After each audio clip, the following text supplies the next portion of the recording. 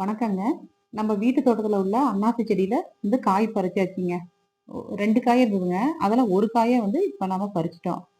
ஆனா இந்த காய சுத்தி பாருங்களேன், எவ்ளோ செடிங்க முளைச்சிருக்கு பாருங்கங்க. குட்டி குட்டியா, குட்டி குட்டியா வளர்ந்துருக்குங்க. அதெல்லாம் நம்ம கட் பண்ணி வச்சா போதுங்க. கட் பண்ணி வச்சோம்னா, நம்ம திரும்பவும் புது செடிகள உருவாக்கிக்கலாம். பாருங்க அது தெரியுது இல்லைங்களா? அது அழகா அது ஃபுல்லாவே செடிங்க தாங்க. கவுண்ட் பண்ணி பார்த்தேங்க. 10 இருக்குதுங்க. இப்ப நம்ம ஒரே ஒரு பழம் தாங்க பறிச்சு சாப்பிட்டோம். ஆனா இப்ப நம்ம 10 செடிய நடலாங்க.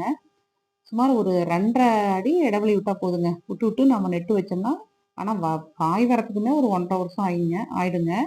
ஆயிட்டாலுமே நம்மளுக்கு நெறைய காய் வரும் இல்லைங்களா? நாமளும் இந்த அன்னாசி பழத்த ஹெல்த்தியா சாப்பிடலாங்க. ஆர்கானிக் ஷாப்ல பார்த்தேங்க. 1 கிலோ ரூ. 120.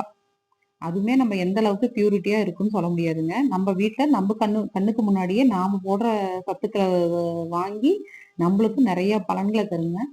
நீங்களும் இந்த மாரி அதிக சத்துக்கள் இருக்கிற இந்த அன்னாசி பழத்த நம்ம வீட்டு தோட்டத்திலேயே நாமளும் ஈஸியான முறையில வளர்க்கலாங்க. நீங்களும் உங்க வீட்ல இடம் இருந்தா கண்டிப்பா வளர்த்துக்கங்க. அப்படி இல்லன்னா பாட்ல கூட நீங்க வளர்க்கலாங்க. இங்க பாருங்க இந்த குட்டி பிளான்ட் கூட நல்லா நம்மளுக்கு சீக்கிரமே அன்னாசி பழத்த குடுத்துருங்க. இந்த மாதிரியான வீடியோஸ்லாம் நீங்க பார்க்கணும்னு நினைச்சீங்களா, நம்ம சேனல சப்ஸ்கிரைப் பண்ணிடுங்கங்க. மறக்காம பண்ணுங்க. நெறைய வீடியோஸ் இருக்குங்க. இன்னும் ஃபார்ம் ஹவுஸ்லயும் நெறைய இருக்கு. உங்களுக்கு எல்லாம் சொல்றத நான் போட்டுட்டே இருக்கேன்.